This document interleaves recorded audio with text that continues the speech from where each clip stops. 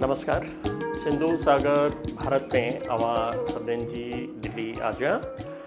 UPSC MA net syllabus में एक किताब डॉक्टर चोइथराम गिदवाणी के नाले सां उन जा चैप्टर्स हली रहा आहिनि। 2 चैप्टर असीं ॾिसी आया आहियूं। अचो त हाणे अॻियां था हलूं पिया, उन किताब जो चैप्टर 3 था ॾिसूं पिया। डॉक्टर चोइथराम उन्हनि जो चवणु आहे कि ॿारनि में नंढे हूंदे ई जेकॾहिं सुठा संस्कार विझिबा त वॾे हूंदे ई हू हली देश जा घड़ा भरींदा। यानी नंढे हूंदे खां ई उन्हनि खे ॿारनि खे संस्कार विझणु घुरिजनि। ॿारनि में ॿिज छटणु घुरिजे। मिड़ियो ई का संस्था हुअणु घुरिजे जंहिंजे वसीले असीं पाण में गॾिजूं ऐं ॿियनि कमु कंदड़नि खे पाण ॾांहुं छिकियूं। ही वीचार हुआ डॉक्टर चोइथराम गिदवाणी साहिब जा। अचो हलूं था अध्याय 3 ते। अध्याय 3 आहे ब्रह्मचर्य आश्रम। जे मां मथे चई आयुसि कि डॉक्टर चोइथराम चए थो त ॿारनि खे नंढे हूंदे खां संस्कार विझूं ऐं संस्था हुअणु घुरिजे, त संस्था हुननि जेका ठाही आहे उहा ब्रह्मचर्य आश्रम। उहा कीअं शुरूआति थी आहे, अचो ॾिसूं था। डॉक्टर चोइथराम मैट्रिक पास करण खां पोइ घर वारनि जी मर्ज़ी ऐं उन्हनि जी जेका माली हालत आहे, उन्हनि जी जेके ज़रूरतूं आहिनि, उन्हनि जे पूरो करण जे लाइ सिंध जे बुबकन ॻोठ में वञी करे मास्तरी थो करे पियो। ऐं उहा मास्तरी जेका आहे उहो 1.5 साल थो करे पियो, जंहिंमें उनखे मज़ो न आयो आहे। ऐं विद्यार्थी जीवन खां ई छो जो चोइथराम साहिब खे जेको आहे इहो जज़्बो हो त मां छा अथसि नालो देश जी सेवा कयां, त देश जी सेवा जो इहो जेको जज़्बो हो त जेके स्कूल जा उहिदेदार हुआ त उन्हनि खे इहो पसंदि न आयो। इन करे हुन चयो आहे हुतां इस्तीफ़ा ॾेई छॾियो। 1.5 साल उते रहियो आहे। हुन प्रभात फेरी बि कयूं आहिनि, देशभक्ति जे लाइ उहे जेके कयूं आहिनि। इन करे उन्हनि खे पसंदि न आयो त उहो ॿाहिरि निकिरी थो अचे ऐं ॿाहिरि निकिरी करे हैदराबाद में अची रहे थो। कुझु ॾींहं वांदो रहे थो पियो। पोइ उनखां पोइ उते हुनखे हैदराबाद में जेको मेडिकल स्कूल आहे, जंहिंखे अॼुकल्ह असीं मेडिकल कॉलेज था चऊं पिया, उन में दाख़िला थो वरिते। तव्हां चवंदा त मेडिकल में दाख़िला थो वठे ऐं हेॾा माली हालत सुठी कोन हुअसि, त कीअं वरितई? त उनजो सबबु इहो आहे त मेडिकल कॉलेज में पढ़ण जे लाइ उन्हनि खे स्कॉलरशिप मिलणु शुरू थी वञे हली। इन करे उहो छा अथसि नालो पंहिंजी पढ़ाई शुरू थो करे। उहा स्कॉलरशिप जेका आहे उहा सॼी पंहिंजे घर वारनि खे ॾींदो ऐं पाण पंहिंजो जेको गुज़रान कंदो। कीअं कंदो, अचो त उहो ॾिसूं था पिया। 1910 में सिंध में सनातन धर्म जो प्रचार करण जे लाइ कुझु विद्वान अचनि था। उहे विद्वान जेको आहे पढ़ियलु लिखियलु हुआ।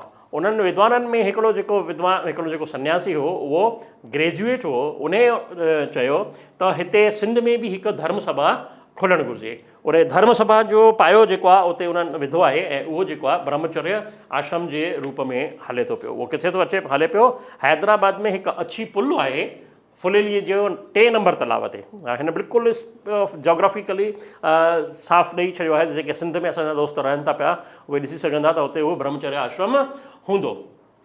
उते हिकु जाइ वठी करे, तलाव वटि जॻहि वठी करे उते खोली वई हली। चोइथराम ऐं कुझु नौजवान सभा जे कम खे वधाइण लाइ महराज शंकर दत्त, मां वरी थो हिते क्लियर कयां कि हिते असांजा जेके पंडित हुआ सिंध जा, उन्हनि सिंध जे स्वतंत्रता आंदोलन में वॾो योगदान ॾिनो आहे। त उन खां शंकर दत्त आशाराम जी जाइ में ब्रह्मचर्य आश्रम, गुरुकुल कांगड़ी ऐं हरिद्वार जे ऋषिकुल आश्रम जे नियमनि जे मुताबिक़ खोलियो वियो। हाणे उन में नियम छा हुआ, अचो त उहे था ॾिसूं पिया।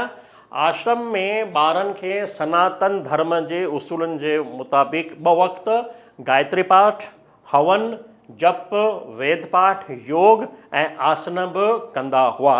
ऐं ॿारनि खे ब्रह्मचर्य जो पूरो पालन करिणो पवंदो हो। ऐं ॿारनि जा गुण ॾिसी करे उन्हनि जा नाला जेका बदिलाया वेंदा हुआ। जेको घर में हुननि खे 6ठी में नालो मिलियो आहे उहो आश्रम में अची करे बदिलजी वेंदो। उन्हनि जे पुठियां स्वामी गुरु वग़ैरह उहे लॻण लॻा हुआ। ऐं ॿारनि जे माइटनि खां इहो लिखायो वेंदो हो, जेके ॿार उते आश्रम में एडमिशन वठंदा हुआ, त उहो घटि में घटि 15 साल जेको आहे हुन में शिक्षा ॾियारींदा। इन ॿार जेको बि आयो, जेकॾहिं 5-6 साल जो आयो त 15 साल ताईं हूअ उते शिक्षा वठंदो, माना 20-21 साल ताईं उते शिक्षा वठे थो पियो। माना जेको ब्रह्मचर्य आश्रम असांजो आहे उहो पूरो जो पूरो उते पूरो कंदो। अचो, ॿार जेके आहिनि आश्रम में छा पाईंदा हुआ? कपिड़ा जेके आहिनि उहे सनातन हिंदू पद्धतीअ जे हिसाब सां ई पाईंदा हुआ। छा? हिकु लंगोट, हिकु धोती जेका कुल्हनि ताईं हलंदी हुई। धोती ईअं पाईंदा आहिनि, कुल्हे ते रखे छॾींदा आहिनि, कुर्तो ऐं छा अथसि नालो हिकु चोलो।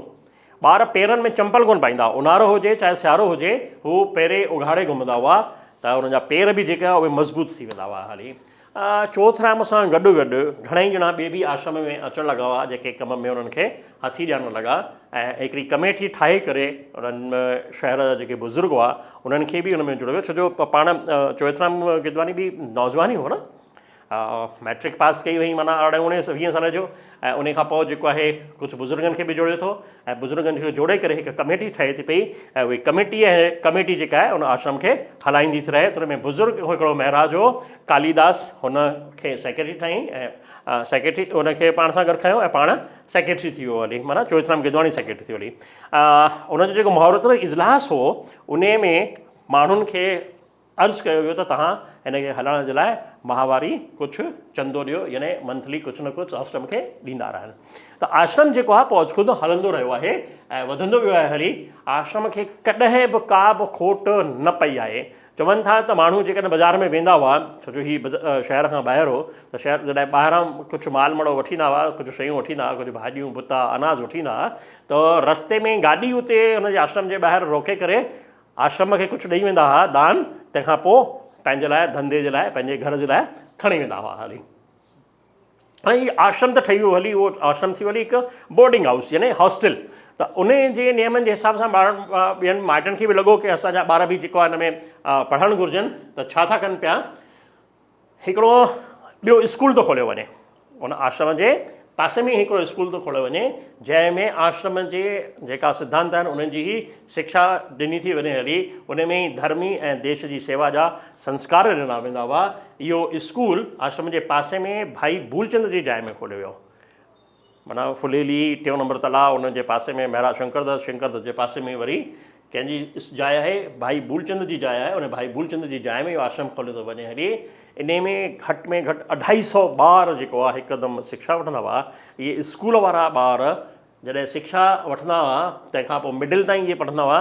मिडिल खां पोइ हाई स्कूल जी जेका एजुकेशन आहे उहा तिलक हाई स्कूल में वठंदा हुआ ऐं पोइ नेशनल कॉलेज कराची में वेंदा हली। माना एॾी वॾी हुनजी एजुकेशन सुठी हुई। उहो हुनजो एजुकेशन जो सिस्टम हो जेको असांजी वैदिक संस्कृति जे आधार ते हलंदो आयो।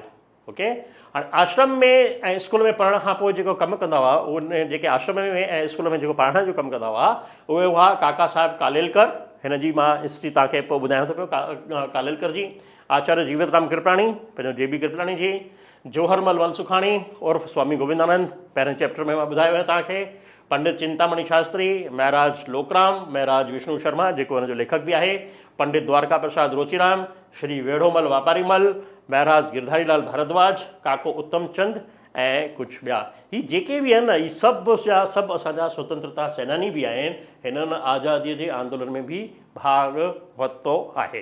हाणे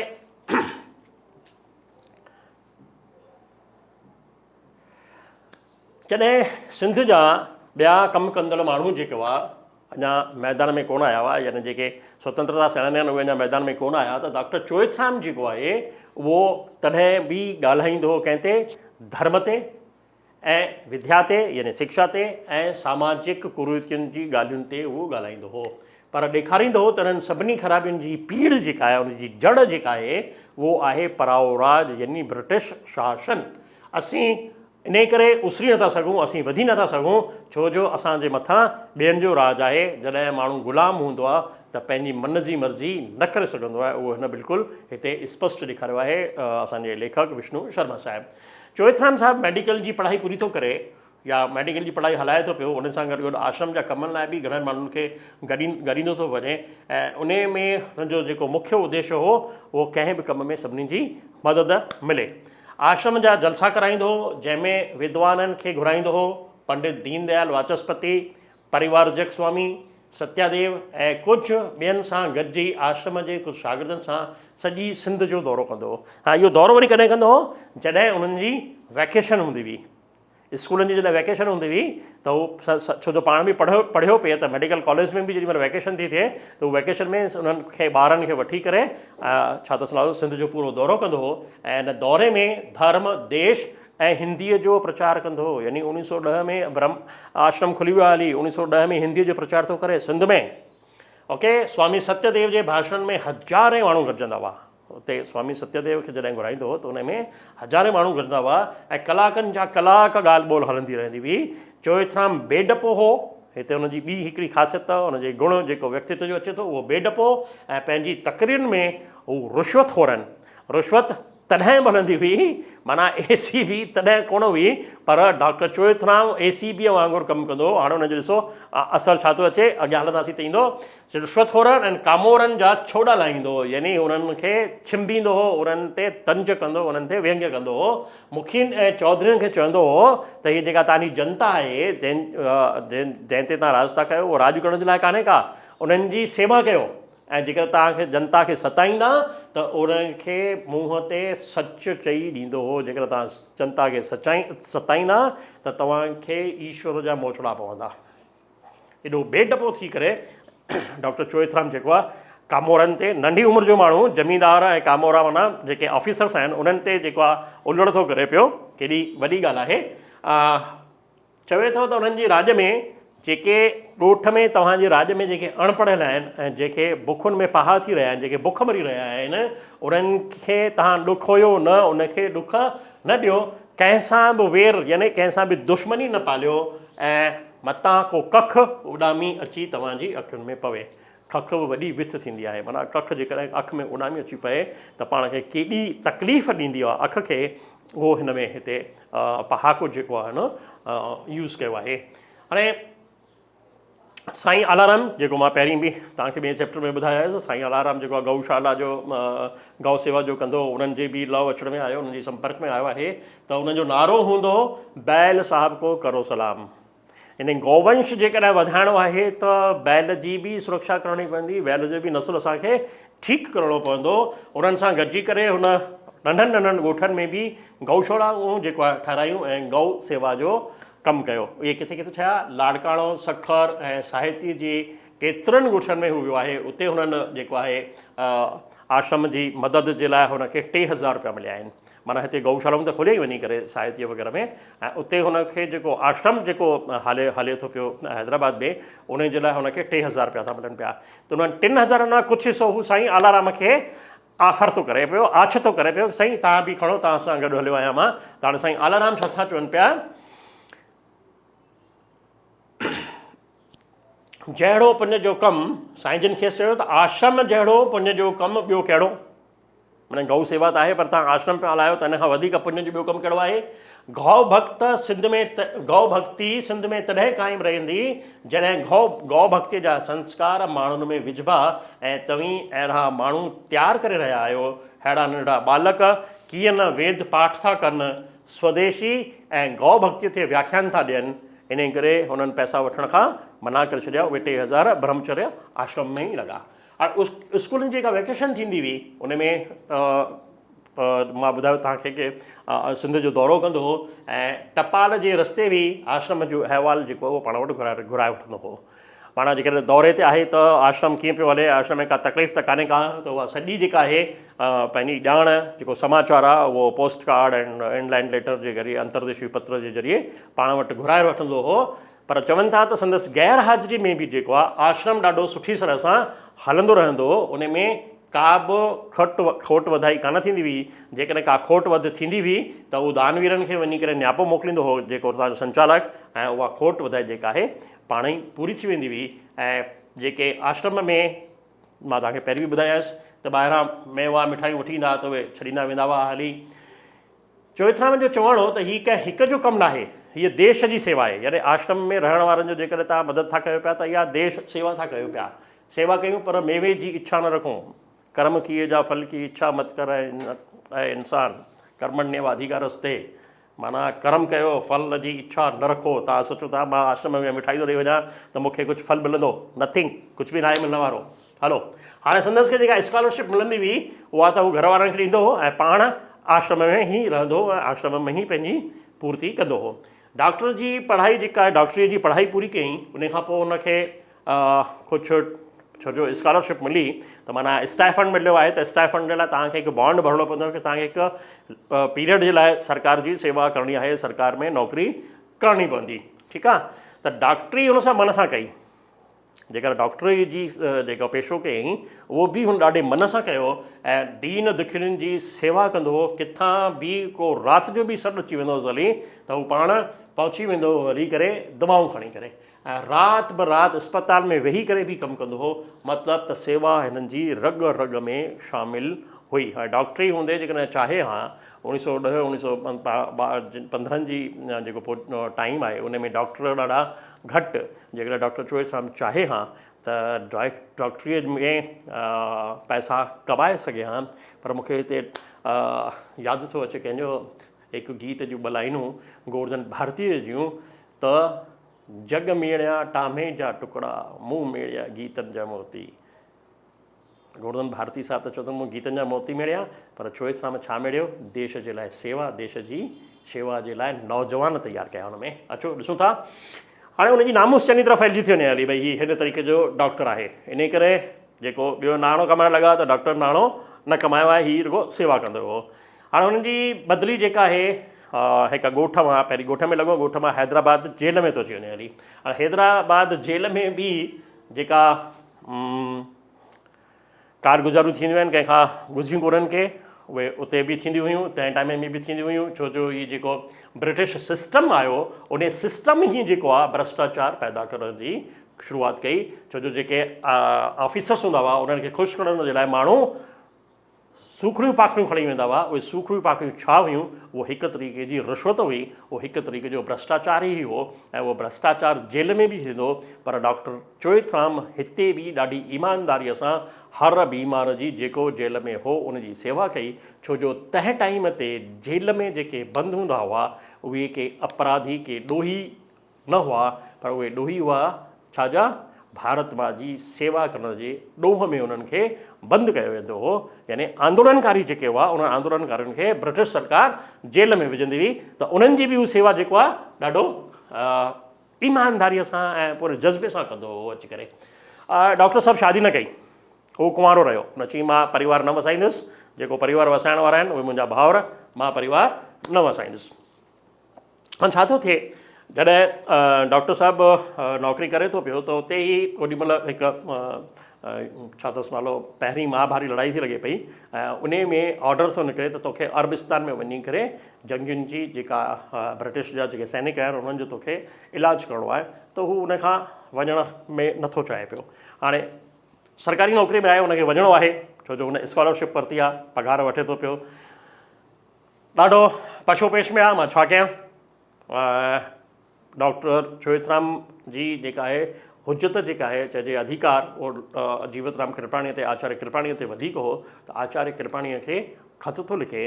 आचार्य कृपलाणी चएसि थो तूं चिंता न कर, मां तोखे पैसा मोकिलियां थो, तूं सरकार में जमा कराए।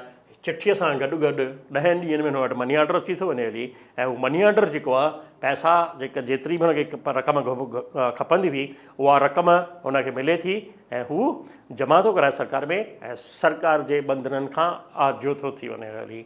यानी 1910 खां 20 जी सरकारी नौकिरी जेका आहे केतिरी न सुठी हूंदी, किथे कुझु करिणो कोन्हे, घणो माल मिलणो आहे, उहो बि सभु छॾे थो पियो ऐं नौकिरीअ खे बि तिलांजलि थो ॾिए पियो। पैसा स्कॉलरशिप जा जेके वरिता अथई उहे बि आचार्य खां वठी करे जमा थो कराए ऐं पाण फ्री थो थी वञे हली रुॻो मुल्क जी सेवा करण लाइ, भारत माता जी सेवा करण लाइ। हाणे आचार्य कृपलाणीअ सवालु ॾिनसि त तूं नौकिरी न कर, सेवा जो कमु जारी रख ऐं हर महीने मां तोखे थोरी घणी रक़म मोकिलींदो रहंदुसि। छो जो संदसि परिवार खे ज़रूरत हुई त जेकॾहिं केरु देश जी सेवा में लॻे थो पियो त समाज जो बि इहो फ़र्ज़ु आहे त अहिड़े माण्हूअ जी मदद कनि। त आचार्य कृपलाणी साहिबु हुन लाइ अॻियां थो अचे पियो ऐं हुनखे चए थो तूं देश सेवा कंदो रहो, मां तोखे कुझु न कुझु मोकिलींदो रहंदुसि। हाणे उहो कुझु न कुझु मोकिलींदो थो रहे त उहो आचार्य कृपलाणी खां कुझु वक़्तु ताईं त हू वठे थो पियो, पर उन खां पोइ लॻे थो त मुंहिंजे परिवार में ॿिए मुंहिंजा भाउर बि आहिनि त उन्हनि जो बि त फ़र्ज़ु आहे पंहिंजे परिवार जी जेको आहे पालन पोषण कनि, रुॻो मुंहिंजो थोरी आहे, मां अकेलो थोरी आहियां, मुंहिंजा ॿिए बि भाउर आहिनि 3-4 त उहे बि कनि। त उहे जेको पैसा जेको आचार्य कृपलाणी उनखे मोकिले थो पियो घर ख़र्च लाइ उहो हू जमा थो रखंदो वञे ऐं आचार्य कृपलाणी खे चिठी थो लिखे की मुंहिंजो उन्हनि ते को अधिकार कोन्हे को, मां इहे पैसा तव्हांखे वापसि मोकिले रहियो आहियां। त आचार्य कृपलाणी साहिबु उन्हनि खे ख़त था लिखनि त इन्हनि पैसनि ते मुंहिंजो बि को हक़ न आहे, मूंखे पैसा न मोकिलियो, जेके पहिरीं मोकिलिया अथव मूं वटि अमानत आहिनि, मूंखे पैसा इहे वापसि जॾहिं बि अचो तव्हां वठिजो। हीअ डॉक्टर साहिबु चए थो पियो चोइथराम। त आचार्य कृपलाणी जवाबु थो ॾिएसि त मूं वटि पाण खां वधीक आहिनि। आचार्य कृपलाणी बि नौकिरी थो करे पियो, अध्यापक आहे, प्रोफेसर आहे किथे, त उहो चएसि ई मूं वटि वधीक आहिनि। माना त्याग जी भावना जी जेका हीअ पराकाष्ठा, हिकु लेवल, हिकु ऊची लेवल जिते सिंधियुनि सां गॾु केर बि कुल में कुल नथो मिलाए सघे। मां हीअ चवणु चाहियां पियो थिए, तंहिं करे तुंहिंजे कमु आया त गोया मुंहिंजो कमु आया, तूं जंहिं नमूने वणई तंहिं नमूने में पैसा किताब आणिजांइ या कमु आणिजांइ, इहे मूंखे पैसा न मोकिल। चोइथराम गॾु कयल पैसा सभु ग़रीबनि ऐं घुर्जाउनि में विराए छॾिया ऐं आचार्य वटां जेके बि पैसा ईंदा हुअसि तिन खे हू इन ई रीति कमु कंदो। यानी आचार्य हुनजे मना करण खां पोइ बि पैसा हुनखे मोकिलींदो थो रहे पियो, पर आचार्य खां जेके पैसा अचनि था हू ग़रीबनि ऐं घुर्जाउनि में थो विराईंदो रहे पियो। पाण वटि कुझु बि न रखंदो हो, जेको ईंदो हुउसि सो ॿियनि में विराए छॾींदो हो, हिकु हथ खां वठंदो हो त ॿिए हथ सां विराए छॾींदो हो। माना इहा हिकु त्याग जी वॾी प्रतिमूर्ति असांखे डॉक्टर चोइथराम में ॾिसण थी अचे। माण्हुनि जे मथां संदसि जो विश्वास हो ऐं हज़ारे रुपया ॾींदा हुअसि, तॾहिं बि कॾहिं केरु कोन पुछंदो हुउसि त पैसा किथे ख़र्चु कई, छो जो हू पैसा ईमानदारीअ सां ख़र्चु कंदो। त्यागी, वैरागी एंड ईमानदार। अॼु जा देश जा समाज जा समाज सेवक आहिनि छा अहिड़ा जेके समाज खां पैसा वठनि ऐं पंहिंजो पाण ते ख़र्चु न कनि? समाज खां पैसा वठंदा त पहिरीं पंहिंजे लाइ पार्टियूं कंदा, पंहिंजी पार्टी कंदा त उन में पैसा जेके समाज खां वठी आया उहे ख़र्चु कंदा। पर डॉक्टर चोइथराम उहो न कयो। डॉक्टर साहिबु सॼी सिंध लाइ कमु कंदो हो। किथे गौशाला खोलायईं, किथे नारीशाला खोलायईं, किथे पाठशाला खोलायईं, किथे ग़रीब कन्याउनि जो शादियूं करायईं ऐं किथे कॾहिं को अकाल थियो, कॾहिं का ॿोॾ आई, सोक ॿोॾ थी, यानी अकाल ऐं बाढ़ आई त सिंध में या ॿाहिरां मदद वठी ॾींदो हो। छो जो सिंध में दान जी जेका प्रकृति आहे, दान जो जेको अध्याय आहे, असांजो जेको वृत्ति आहे उहा वॾी हुई त सिंधी किथे बि वेंदो त उहो दान ज़रूरु कंदो। ऐं जेकॾहिं पंहिंजे मुल्क जे मथां थी अचे त सिंधी दान ॾियण खां कोन कीमाईंदो। अचो अॻियां था हलूं पिया। हीअ थियो ॿियो चैप्टर, हीअ आहे हुनजो टियों चैप्टर, सेवा भावना। लेखक हिन अध्याय में डॉक्टर जे सेवा भावी हुअण जा कुझु मिसाल ॾिना आहिनि। हीअ थोरो इंग्लिश में थी वियो हली फाउंड्स। हीअ अध्याय टियों आहे, डॉक्टर जी सेवा भावना। सेवा भावना जे लाइ हुन जेको आहे डॉक्टर जा ॾाढा मिसाल ॾिना आहिनि हिन अध्याय में। उन मां सभु क़रीब क़रीब खणी आयो आहियां, तव्हांजे साम्हूं रखां थो पियो। त सिंध में इन्फ्लुएंजा आहे, हिकिड़ी फैलजंदड़ बीमारी आहे जंहिंमें बुखार, खंघि ऐं ज़ुकाम थींदो आहे, उहा फैलिजी थी पई, फ्लू जंहिंखे चइबो आहे। त आचार्य कृपलाणी, स्वामी गोविंद देव ऐं कुझु ॿियनि दोस्तनि सां गॾिजी करे चंदी रामाणी घिटीअ में हिकु धर्माऊ इस्पताल खोलायूं। माना हिन इन्फ्लुएंजा जे बीमारी में जेके मुब्तला थिया, जेके मरीज़ थिया, उन्हनि जे लाइ हिकु इस्पताल था खोलायूं। ऐं हैदराबाद शहर खां अलावा पासे जा जेके ॻोठ हुआ उन्हनि में वञी बि राति जो दवा दारू करंदो, मरीज़नि जी दवा कंदो। छो जो इस्पतालूं हूंदियूं कोन हुयूं, डॉक्टर बि ॾाढा घटि हुआ, त हैदराबाद में ई माण्हुनि खे अचिणो पवंदो। पर हैदराबाद में बीमार कीअं अचनि, त बीमार न ईंदा त छा थियो, मां उन्हनि ताईं पहुचंदुसि। कीअं थो करे, ॾींहं जो सॼी हैदराबाद में थो सेवा करे ऐं राति थींदी हुई त टांगो करे उन में हली वेंदो पासे वारनि जे ॻोठनि में, वरी सुबुह जो ईंदो अस्पताल में ऐं लिस्ट ठही पई हूंदी हुअसि हुन वटि। त जेके आश्रम में हूंदा हुआ, जेके धर्मशाला अस्पताल में, त उहा लिस्ट खणी करे वरी सुबुह जो उन्हनि जे घरनि में वञी करे दवाऊं ॾींदो हो वरी। ऐं जेकॾहिं अस्पताल में घटि जॻह थी त साईं खिम्यादास जो टिकाणो आहे उते हैदराबाद में, उन खां उहा घुर कयूं ऐं उते अस्पताल ठाही वई हली। माना असांजा जेके धर्म स्थान हुआ उहे बि समाज जी सेवा करण में पुठियां कोन हुआ। ऐं खिम्यादास जो टिकाणो हुआ उहो बि उते अस्पताल पियो ठही वञे हली। ऐं ब्रह्मचर्य आश्रमनि सां गॾु, ब्रह्मचर्य आश्रम जे जवाननि सां गॾोगॾु वञी करे सभिनी ॻोठनि में दवाऊं मोकिलींदो हो। हैदराबाद सिंध जे मुस्लमान टांगे वारनि खां जेको आहे गॾु वेंदो हो, त उहे जेके टांगे वारा हुआ उहे पैसा कोन वठंदा हुआसीं। उहे चवंदा हुआसीं त साईं असांखे अॼु पाण कल्ह खां वधीक धंधो मिलियो आहे, असां तुंहिंजी सेवा में असां तुंहिंजो साथ ॾींदासीं। इहा भावना उतां जे माण्हुनि में हुई। मां हिन ते पोइ ॻाल्हाईंदुसि अॻियां 10 चैप्टर में जॾहिं ईंदुसि तॾहिं उते चौथे ते। हाणे बीमारी वधी थी वञे हली। मरीज़ वधंदा था वञनि पिया हली। धर्मशाला बि जेको आहे घटि थी पइजी वञे हली। साईं खिमियादास जो टिकाणो बि जेको आहे भरिजी थो वञे हली। त नगर पालिका जो जेको हॉल आहे म्यूनसिपलिटीअ जो होमस्टेड हॉल उते हैदराबाद में, उहो ख़ाली थो करायो वञे ऐं उते जेको आहे अस्पताल थी हलाई वञे। उते डॉक्टर रामचंद मूरजाणी बि ऐं ॿिए कुझु हुन सां गॾु सेवा कंदा था वञनि पिया हली। हाणे बीमारी ॾाढी फैलिजी वई आहे हली, उन टाइम में ॾाढी फैलिजी आहे। इहो बिल्कुलु इतिहास गवाह आहे हिन जो। त उन बीमारीअ सां माण्हू में जेको आहे शरीर छॾे था वञनि हली। कुझु मौत बि थियण लॻा। त हिकु मोर्चरी जेका जंहिंखे अॼु जी डेट में चऊं था पिया, उहा बि हिकु अस्पताल में ठाही थी वञे, जो जिते माण्हू मरीज़ ॿिए सुम्हिया पिया आहिनि त उन्हनि सां गॾु डेड बॉडी कीअं रखी वञे, त उहे मोर्चरी में मोकिलींदा, त उहे हुन रूम मां हटाया वेंदा। त उहा हिकु मोर्चरी जी रूम जेको आहे उहो ॾाढो नंढो थो पइजी वञे हली। त उन में लाशनि खे कीअं रखिजे, मिटीअ जी बेक़दरी न थिए। इंसानु भले जीअरो आहे चाहे मरी वियो, उन जी बेक़दरी, उन जी इज़त हुअणु घुरिजे। त डॉक्टर चोएथराम साहिबु जेको आहे भले ई शरीर में दुबलो पतलो हो, पर लाशनि खे ढंग सां तरतीब सां जेको आहे उते सुम्हारींदो ऐं उनजे मथां चादर विछी छॾींदो हो। जॾहिं हुनजा चइजनि माइट अचनि त उन्हनि खे उहा बॉडी सौंपी वञे हली। हाणे छा थियो कि ही सेवा जो कमु हलियो पिए, ब्रह्मचर्य आश्रम जो कमु हलियो पिए। त ब्रह्मचर्य आश्रम में जेके जवान उहे कसरत कंदा हुआ। त जॾहिं तव्हां वटि शक्ति अचे थी पई हली त कुझु माण्हुनि खे डपु लॻंदो आहे हली। त उहो डपु जेको आहे हैदराबाद जे पिशोरी मुस्लमान आहिनि उन्हनि में पइजी थो वञे हली। ऐं उहे उन्हनि ते जेके जवान हुआ उन्हनि ते हमिलो था कनि पिया, उन्हनि ते पथर था उछलाइनि पिया। हिननि जीअं जम्मू कश्मीर में पथर उछलाईंदो आहे, उहो पथर उछलण जो कमु उतां बि शुरू थी थींदो हली। हैदराबाद में पिशोरी मुस्लमान उन्हनि ते पथर था खणनि पिया ऐं उन्हनि सां झगड़ो था कनि पिया, बेवजह सां झगड़ो था कनि पिया। त डॉक्टर चोएथराम उन्हनि खे सम्झाइणो थो वञे पियो कि भई तव्हां छा था कयो पिया। एतिरे में झगड़ो ॿुधी करे पुलिस बि अची थी वञे हली। त पुलिस खे चए थो इहो असांजे पाड़े वारनि जो मामिलो आहे, तव्हांखे हिन में दख़लंदाज़ी कान्हे करणी, तव्हां वञो, असां पाण ई सम्झंदासीं। हाणे उन्हनि खे भड़काइण जो कमु जेको आहे ॿिए पाड़े वारा माण्हू जेके कट्टर हुआ, जेके कट्टरपंथी हुआ, उहे था कनि पिया। ऐं उन्हनि कट्टरपंथियुनि जे चवण ते ई हीअ पिशोरी मुस्लमान जेको आहे ब्रह्मचर्य आश्रम जे जवाननि ते हमिलो था कनि पिया। ठीकु आहे, सुलह शांती थी वई हली। सभु शाम जो वञी घर सुम्ही पिया। त राति जो पिशोरी मुस्लमाननि जी हिकु औरत बीमार थी पए, उनखे दवा दरमल जी इलाज जी ज़रूरत आहे। कंहिंखे घुराईंदा? शहर में डॉक्टर कहिड़ा? ॿ चारि ॻाण गणिया। डॉक्टर चोएथराम घर जे पासे में, मॉल जे पासे में वञी करे उन ब्रह्मचर्य आश्रम जो दरवाज़ो था खड़काइनि ऐं चोएथराम खे चवनि था असांजी माई जेका आहे बीमार थी पई आहे ऐं तव्हां हुनखे अची करे दवा ॾियो। त जेके ब्रह्मचर्य आश्रम जा माण्हू आहिनि उनखे मना था कनि पिया। हिननि ॾींहं जो ई त झगड़ो कयो आहे, वरी तव्हांखे वठी करे किथे हिननि कोई सटाव त न सटियो आहे, काई योजना त न ठाही आहे।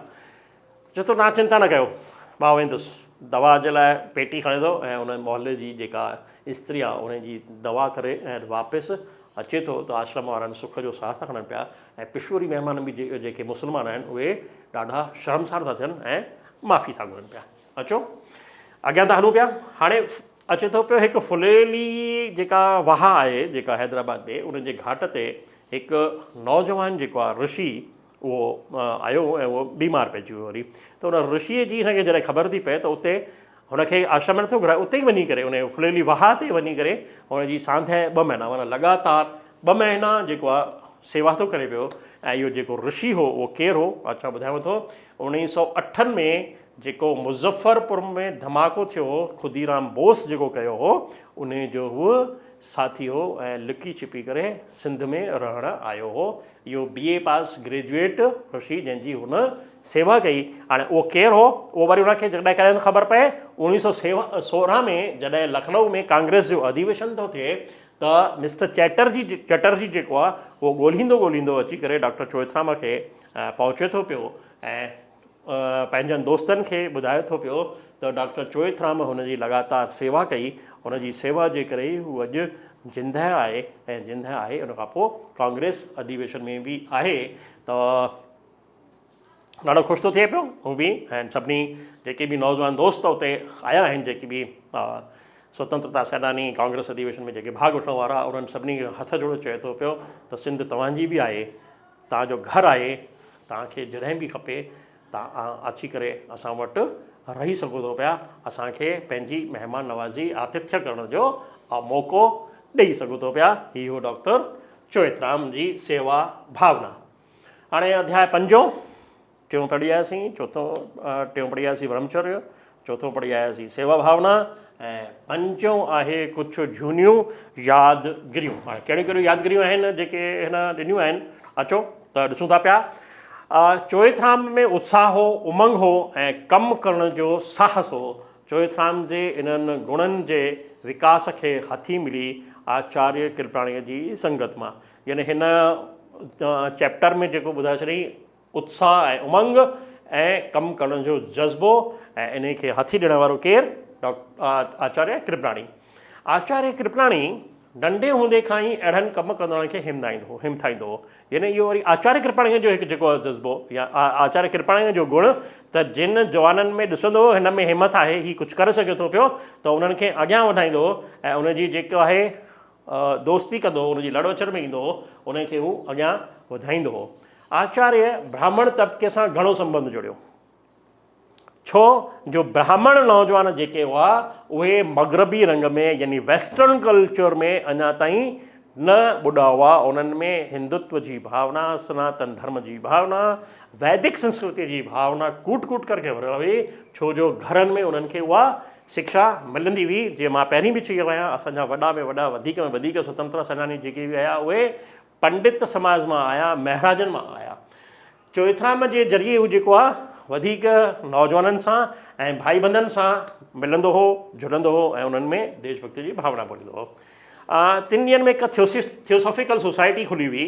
उहा जेका आहे उहा नौजवाननि खे पाण ॾांहुं खिचणु लॻी। इहा थियोसॉफिकल सोसाइटी चवंदी हुई कि ईश्वर त हिकु आहे बराबरि, पर कुल मिलाए करे उहा ईसाई चइजे कि इस्लाम सूफ़ी मत इन्हनि सभिनी खे मिलियूं जुलियूं जेको आहे हिकु रूप ॾेई करे माण्हुनि खे बरगलाइण जी कोशिशि कंदी हुई। पर हिते असां वटि सिंध में जेको आहे उहो वैदिक सनातन धर्म हो, त उन थियोसॉफिकल सोसाइटी जी तरफ़ जवान न वञनि, उहे पंहिंजे संस्कृति सां जुड़िया रहनि। त उहो आचार्य कृपलाणी जेको आहे उहो पंहिंजे डॉक्टर चोइथराम जे थ्रू उन्हनि में उहो चइजे कि हिकु भावना भरींदो हो। ऐं गोविंदानंद जी बि, उहो बि पढ़ियल लिखियल तबिके में क़ौमी वीचारनि जो ॿिज छटण जे लाइ ऐं जेके पुराणियूं जायूं हुयूं उन्हनि में क्लास खोलिया, जिते स्वामी विवेकानंद, स्वामी रामतीर्थ ऐं ॿियनि जे किताबनि जो अभ्यास करायो वेंदो हो। यानी ब्रह्मचर्य आश्रम तो खुले पियो, ब्रह्मचर्य आश्रम सां गॾु स्कूल सां गॾु जेको आहे अस्पताल खां धर्मशाला खां पोइ वरी वापसि हिकु स्टडी सेंटर जेको आहे, जंहिंमें असांजे वैदिक संस्कृतीअ खे मञण वारा ऐं उन्हनि जो जेको प्रचार प्रसार करण वारा आहिनि उन्हनि जा किताब उहो पाढ़ींदा हुआ हुते। ब्रह्मचर्य आश्रम सां गॾोगॾु कृपलाणीअ जो हिकिड़ो भाउ जेको आहे वीरूमल, जेको स्वदेशी स्टोर हलाईंदो हो, उहो बि इन्हनि में जेको आहे आश्रम में कमु कंदो, उहो बि हुननि जो रूह रवां हो ऐं क़ौमी वीचारनि खे फैलाइण जो हिकु केंद्र हो। उनजो जेको दुकानु आहे उहो हिकिड़ो सेंटर ठही वियो हो अहिड़ा वीचार अॻियां वधाइण जो। हाणे स्कूली जेके ॿार हुआ उन्हनि में जेके स्वदेशी नोटबुक पेंसिल वग़ैरह कमु आणण लाइ उहो हिमथाईंदो केरु? भाऊ वीरूमल जी। आचार्य कृपलाणी ऐं स्वामी गोविंदानंद सिंध में घटि पर ॿियनि प्रांतनि में वधीक रहिया, जिते रही करे सिंध में स्वतंत्रता आंदोलन खे मदद कंदा रहंदा हुआ।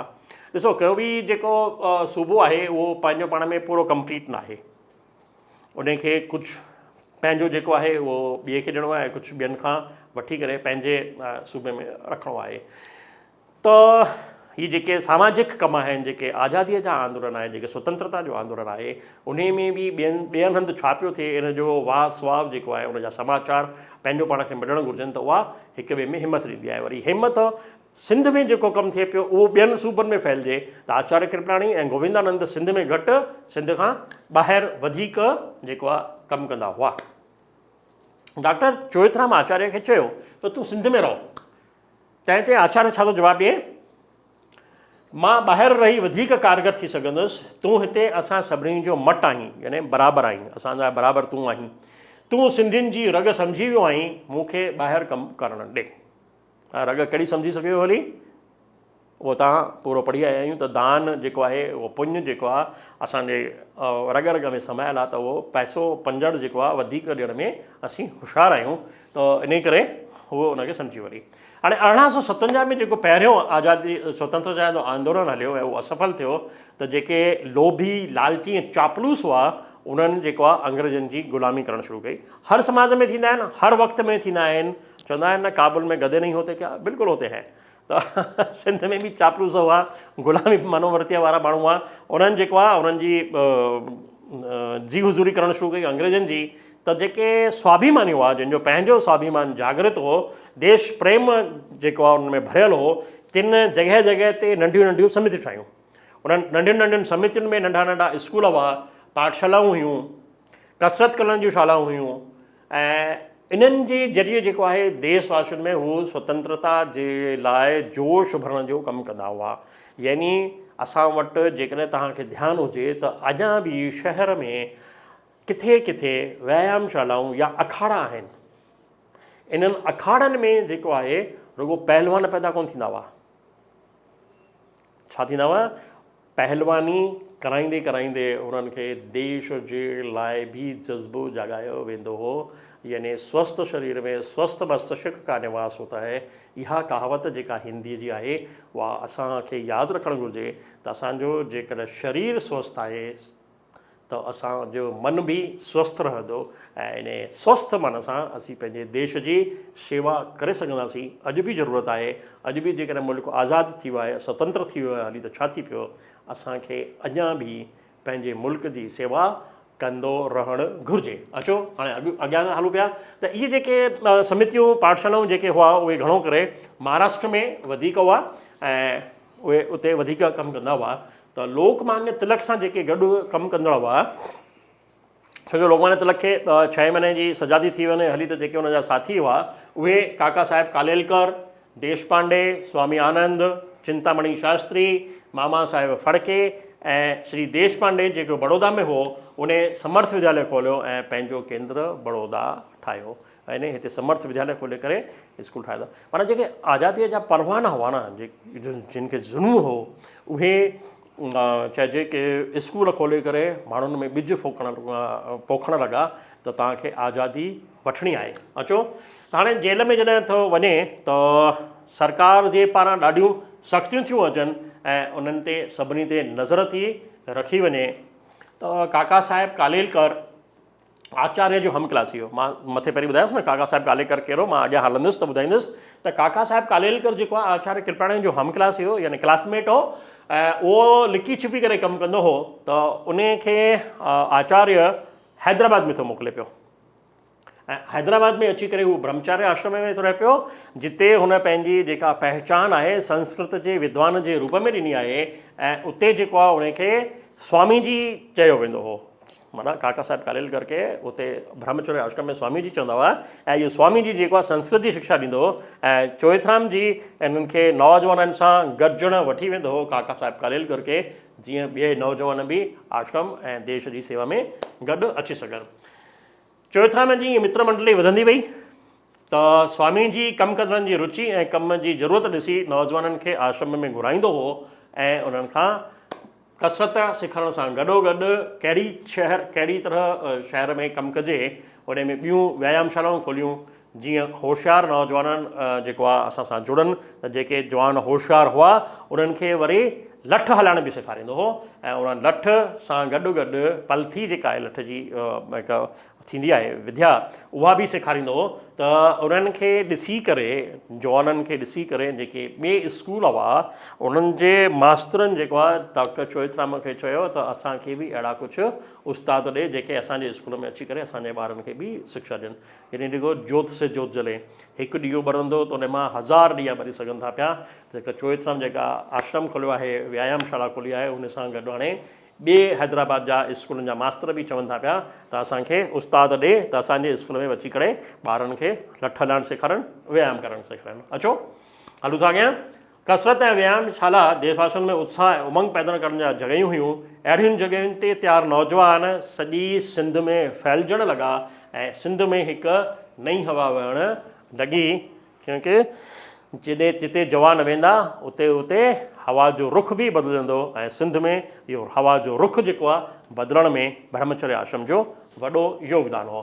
चोइथराम हिन कम खे फलंदो फूलंदो ॾिसी ॾाढो ख़ुशि थियो ऐं आश्रम ऐं विद्यालय जॾहिं पंहिंजे उद्देश्य लाइ खोलिया विया तिन में सफलता मिलंदी ॾिसी चोइथराम जे मन में वधीक क़दम खणण लाइ मन तड़फणु लॻो। हाणे ही आश्रम खुली हली, व्यायामशाला खुली हली, त हाणे छा कजे, वधीक कजे वधीक कजे वधीक कजे, इहा जेका भावना हुई उन में हुन जेको आहे भावना हुनजी जागृति थी डॉक्टर साहिब जी। त चवनि था वंदे मातरम ऐं कर्मयोगी अख़बार जेका आहे उहा आश्रम में रोज़ु राति जो खणी ईंदो ऐं खुॾ ते वेही करे लालटेन जी रोशनीअ में अख़बार में जेको आहे पढ़ी ॿुधाईंदो ऐं उन ते बहस मुबाहिसो कंदो। हाणे अहिड़ी हिकु अख़बार में भीखाजी कामा, हाणे भीखाजी कामा फ्रांस में रही करे आज़ादीअ जो आंदोलन पियो हलायो। भीखाजी कामा केरु हुई हुन ते अॻियां अचां थो, ॿुधायां थो पियो। त उन ते जेको आहे उहा चर्चा थी थी पई हली। भीखाजी कामा वटि फ्रांस में जेके बि हिंदुस्तानी नौजवान ईंदा हुआ जिन खे रहण जी का जॻह न हूंदी हुई त उन्हनि खे उहो पाण जॻह ॾींदी हुई ऐं उते रहाए करे भारत जी संस्कृति भारत जी ग़ुलामीअ जे ख़िलाफ़ु असांखे कमु करणु घुरिजे, अंग्रेज़नि खे हिंदुस्तान मां तड़े करे कढणु घुरिजे, उन्हनि जा वीचार भरींदी हुई ऐं उन्हनि सभिनीनि जो जेको बंदोबस्तु आहे उहा पंहिंजे हुते पंहिंजे आश्रम में कंदी हुई, पंहिंजी जॻह में कंदी हुई। त भीखाजी कामा जेका आहे मुंबईअ जी हिकु अमीर घराणे जी छोकिरी हुई। उन खे जेको आहे हिंदुस्तान जी आज़ादी पंहिंजी अखियुनि सां ॾिसण जो शौक़ु हो, हिकु जज़्बो हो, हिकु भावना हुई। उन भावना जे करे जेको आहे हुन ॾिठो त मां देश में रही करे त कमु नथी करे सघां, छो जो हिते पाबंदियूं वधीक आहिनि। ब्रिटिश सरकार ऐं ब्रिटिश जी जेका पुलिस हुई उहा स्वतंत्रता आंदोलन जेके हलाईंदा हुआ उन्हनि खे पकड़े करे जेल में विझंदी हुई, जंहिंमें वीर सावरकर जा बि असांखे मिसाल आहिनि, चाफेकर बंधु जा मिसाल आहिनि, ॾाढा ॾाढा ॾाढा मिसाल आहिनि। हिकु ॿ मिसाल कोन्हे को जिन खे जेल में विधो हुयो, जिन खे जेको आहे जिन खे यात्राऊं जेल जी ॾिनियूं हुयूं वॾी। त हिन सोचियो त मां ॿाहिरि थी वञा हली। उहा फ्रांस में रहे थी ऐं फ्रांस में हुन कमु करणु शुरू कयो आहे हली ऐं उते हुननि नौजवान ॾाढा पैदा कया आहिनि हली। हिकिड़ो इहो अलॻि चैप्टर आहे भीखाजी कामा जो, उहो तव्हां इतिहास में पढ़ी सघो था पिया। हाणे उहा पहिरीं यूरोप थी वञे, यूरोप जे इंग्लैंड में थी वञे, माने यूरोप जो जेको देश आहे इंग्लैंड, उन खां पोइ उहो फ्रांस में जेको आहे पंहिंजो मर्कज़ ठाहे ऐं हिंदुस्तानी नौजवाननि सां संपर्क करण थी लॻे ऐं देश भक्तीअ जा वीचार जेको आहे उन्हनि में भरण थी लॻे पई। त हाणे इहो जेको किसो थियो भीखाजी कामा जो अख़बार में आयो त चोइथराम खे लॻो की असांखे सिंध मां बि कुझु नौजवान मोकिलणु घुरिजनि। त उहो सिंध मां तयारी थो करे पियो ऐं जेके हैदराबाद शहर में जेके सिंध वर्की हुआ हू उन्हनि वटि पहुचे थो पियो ऐं उन्हनि जे ज़रिए भीखाजी कामा ताईं चिठी थो पहुचाए पियो। त भीखाजी कामा जी वटि जेका चिठी पहुचे थी उनजो 1.5 महीने में जवाबु अची थो वञे हली। त उहा छा थी चएसि पई की हिते फ़िलहालु माण्हुनि खे न मोकिलियो, हिते पहिरीं माण्हू आहिनि, मूंखे माण्हुनि जी ज़रूरत कोन्हे का, मूंखे छा जी ज़रूरत आहे, पैसनि जी ज़रूरत आहे, मूंखे पैसा खपनि ऐं इन पैसनि जो जेको आहे बंदोबस्तु करे उहो मोकिलियो त मां पंहिंजो जेको कमु आहे उनखे वधाए सघां। त चोइथराम साहिबु बाज़ार में वञे थो, सिंध वर्कियुनि खां सिंधियुनि खां दान वठे थो पियो ऐं 1000 रुपया गॾु करे फ्रांस में मोकिले थो पियो। हफ़्ते सिर हफ़्ते उतां जेको आहे पोइ किताब ऐं अख़बारूं जेको आहे उहे अचण थियूं लॻनि पियूं फ्रांस मां पॉन्डिचेरी जे रस्ते। यानी सिंध जो संबंध पॉन्डिचेरीअ सां बि आहे, उहो बि हिते साफ़ु थी थो वञे हली। त अख़बारूं ऐं साहित्य जेको आहे स्वतंत्रता आंदोलन जो उहो कराचीअ में पहुचंदो हो ऐं कराचीअ मां पोस्ट जे रस्ते असांजे हैदराबाद पहुचंदो ऐं हैदराबाद में इहो साहित्य सिधो आश्रम में न, पहिरां पर हैदराबाद जी बाज़ार आहे छोडकी बाज़ार, उन जो जेको कुतुब फ़रोश हो रामचंद्र मूरजमल उन वटि ईंदो ऐं चोइथराम उतां हथो हथ खणी ईंदो हो ऐं खेनि खोले करे ॾेखारींदो हो त हिन में अख़बारूं ऐं किताब आहिनि जेके असांखे पढ़ण लाइ मोकिलिया विया आहिनि ऐं असीं खणूं था पिया। उहे अख़बारूं अची करे पंहिंजनि किन दोस्तनि खे ॾींदो हो ऐं उहे पढ़ी करे अॻियां वधंदा हुआ। हाणे अहिड़नि पर्चनि में हिकु ॾींहुं छा थो थिए की बम गोलो कीअं ठाहिबो आहे, बम कीअं ठाहिबो आहे उनजो पर्चो थो अची वञे हली। त ऐं नक्शे ज़रिए ॼाण बि ॾियण लाइ त अंग्रेज़नि खे भारत मां ॿाहिरि कढण लाइ बम किथे ठाहिजनि ऐं उन ते कीअं फिटा कजनि उहो बि नक्शो बि जेको आहे ठही करे अची थो वञे हली। माना आज़ादीअ जो आंदोलन जेको आहे हाणे थोरो उग्र थिए थो पियो त उन ते पर्चा बि अचनि था पिया। पर्चो हैदराबाद में बि अचे थो पियो त त उहो पर्चो जेको आहे आश्रम में खणी थो अचे ऐं जल्दी ई हुनखे आश्रम खां ॿाहिरि मोकिले थो छॾे, छो जो आश्रम जेको आहे अहिड़ियुनि ॻाल्हियुनि में किथे अची न वञे हली, उन ते कुझु ग़लति प्रभाव न थिए। बिल्कुलु ठीकु सोच हुई हुनजी, उन तरीक़े सां हुन कमु कयो आहे। त उहो आश्रम में ॿाहिरि मोकिले थो छॾे त पुलिस जेका आहे उनजे पुठियां ई आहे। डॉक्टर चोइथराम गॾिजी करे स्वदेशी स्टोर बि खोलियो आहे, आचार्य कृपणानी जे भाउ लोकराम शर्मा बि। त अहिड़नि ते वरी पुलिस जी नज़र बि हूंदी हुई तंहिं टाइम में। त उहा जेका पुलिस अचे थी छापो हणे, त उन छापे में हुननि खे कुझु बि कान थो मिले। आश्रम मां हिकु मिले थी त भारत माता जी तस्वीर, जंहिंमें लोकमान्य तिलक जो बि फ़ोटो, जेको मां तव्हांखे अध्याय पहिरें ॿिए में ॿुधायो आहियां। हाणे श्रीमती कामा वटां जॾहिं बम गोलो ठाहिण जा पर्चा पहुचण ते डॉक्टर चोइथराम ऐं तोलाराम बालाणी, यानी हिकिड़ो ॿियो तोलाराम बालाणी थो गॾिजे, यानी बालाणी परिवार जेको आहे उहो बि असांजो स्वतंत्रता आंदोलन में आहे। जेकॾहिं बालाणी परिवार वारा जेके हिते हिंदुस्तान में आहिनि उहे पंहिंजूं जड़ूं खोटींदा त उन्हनि खे ख़बर पवंदी त असांजा जेके वॾा हुआ उहे केतिरा स्वतंत्रता आंदोलन में रुधल हुआ, उहे मुब्तला हुआ। अचो उन सां गॾिजी थो वञे ऐं आश्रम जे साम्हूं जेको आहे हिकिड़ी कांगन खाधी ढंढ यानी हिकु तलाउ आहे, उहो उन खे सॼो भरे करे उते जेको आहे पोइ तोलाराम गर्ल्स कॉलेज ठाहियो वियो हो। उते हिकु कारखानो हो बाबाणी घिटीअ में। बाबाणी घिटीअ जे ॿाहिरि जेको दुकानु हलाईंदा हुआ उन्हनि जो हिकिड़ो कारखानो हो, उन्हनि जे मालिक जो हो, उहो बारूद ठाहींदा हुआ उते। ऐं उते उहो ॾिसण था वञनि था बारूद कीअं थो ठहे, उन में काई रिस्क त कोन्हे का। असांजा जेके जवान जेके आश्रम वारा जेके असीं उन में लॻायूं त उन्हनि खे का जोखम त कोन्हे का उनजे शरीर ते, उनजी बॉडी ते, उहो ॾिसण था वञनि पिया हली। पोइ छा आहे कि हुन चङो बहस मुबाहिसो थिए थो पियो ऐं चोइथराम जो इहो वीचारु आहे कि अंग्रेज़ जेके आहिनि गुनहगार आहिनि, इन करे उन्हनि खे उन्हनि जे मथां जेकॾहिं बम गोला फिटी था कनि पिया या उहे मरी था वञनि हली, त उन में असांजो को ॾोह न आहे। पर अहिड़ियूं हालतूं पैदा थियनि, यानी जेकॾहिं अंग्रेज़ असां ते ज़ुल्म वधीक कनि तॾहिं असां उन्हनि ते हथियार खणूं, न त न खणूं।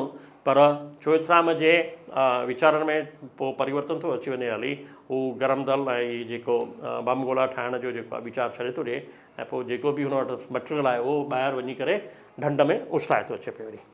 हाणे 1913 में चोइथराम साहिबु हिकु अंग्रेज़ खे वठी करे आश्रम में थो अचे पियो। हा, उहो अंग्रेज़ इंग्लैंड जो कोन्हे को, उहो आयरिश जो आहे, आइलैंड जो आहे। उन आइलैंड वारो जेको आहे सॼी उतां जी जेको स्वतंत्रता आंदोलन आहे उन ते उनखे ॻाल्हि थो ॿुधाए पियो। ऐं उतां जेका होम रूल आहे, उन्हनि जेका होम रूल जी घुर कई आहे, उनजे पुठियां बि जेके माण्हू आहिनि उन्हनि जे बारे में बि उन्हनि खे ॿुधाए थो पियो त जेके असां वटि हिंदुस्तान में जेके स्वदेशी जो आंदोलन था हलाइनि पिया, उन्हनि जे लाइ बि हुनजे दिलि में इज़त आहे।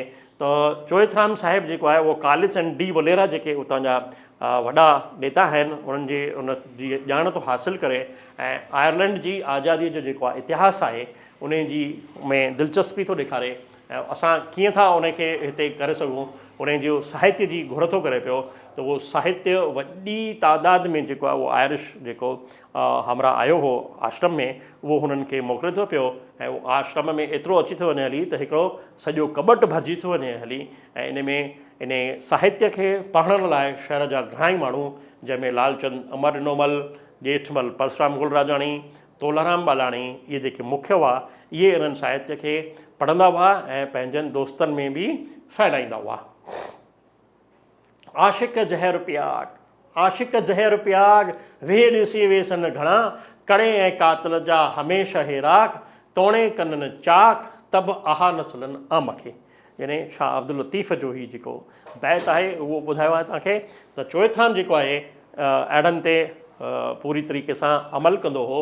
त चोइथराम जे बारे में सुभाष चंद्र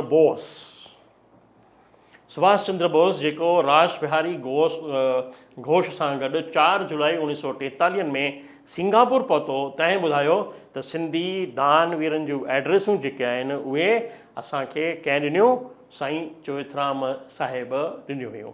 त 1913 में ई राज बिहारी घोष डॉक्टर चोइथराम सां सिंध में मिलियो हो।